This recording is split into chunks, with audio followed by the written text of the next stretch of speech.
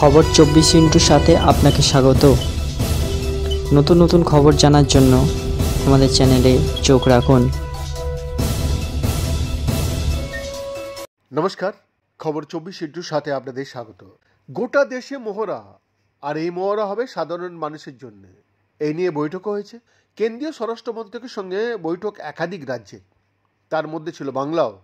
সূত্রের খবর, সংশ্লিষ্ট বৈঠকে কেন্দ্রের তরফ থেকে বলা হয়েছে, যেহেতু সীমান্ত ঘেরা রাজ্য বাংলা, তাই যুদ্ধ পরিস্থিতি তৈরি হলে যে কোনো রকম বড় সংকট নামতে পারে এই রাজ্যের ওপর। তাই রাজ্যকে এই পরিস্থিতিতে সর্বদা প্রস্তুত থাকার নির্দেশ দিল কেন্দ্রীয় স্বরাষ্ট্র মন্ত্রক।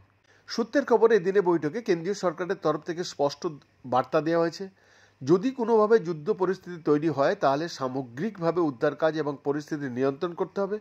সেই কারণে আগামী 7 দিনের মধ্যে নিজেদের প্রস্তুতি নিতে হবে রাজ্যকে, অর্থাৎ মক ডিল করে দেখতে হবে, দেখাতে হবে, শেখাতে হবে।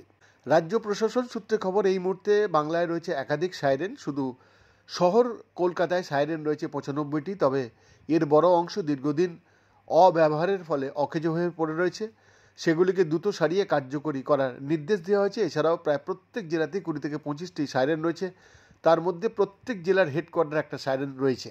সূত্রের খবর, রাজ্য জুড়ে 62টি স্যাটেলাইট ফোন রয়েছে। যুদ্ধ পরিস্থিতিতে রাজ্যের সঙ্গে সিভিল ডিফেন্সের যোগাযোগের প্রধান মাধ্যম হবে এয়ারফোর্স। এয়ারফোর্সের মাধ্যমেই খবর আসবে সিভিল ডিফেন্সের কাছে। এরপর সিভিল ডিফেন্স থেকে অন্যান্য সর্বত্র সেই খবর পৌঁছে দেওয়া হবে, সেই মতো পরবর্তী পদক্ষেপ করা হবে। কেন্দ্রের তরফের প্রত্যেক জেলায় কন্ট্রোল রুম তৈরির কথা বলা হয়েছে। 24 ঘন্টায় সেগুলি চলবে।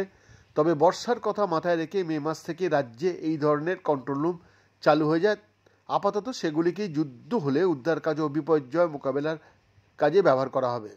নবান্ন সূত্রে খবর, আপাতত রাজ্যের হাতে রয়েছে 7 দিন। সেখানে পরিকাঠামোগত খামতি থেকে শুরু করে প্রয়োজনীয় যন্ত্রপাতি সমস্ত জোগাড় করতে হবে রাজ্যকে।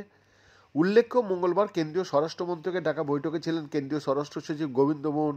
ছাড়াও উপস্থিত ছিলেন কেন্দ্রীয় স্বরাষ্ট্র সচিব গোবিন্দ মোহন ছাড়াও উপস্থিত ছিলেন এনডিআরএফের ডিজিও।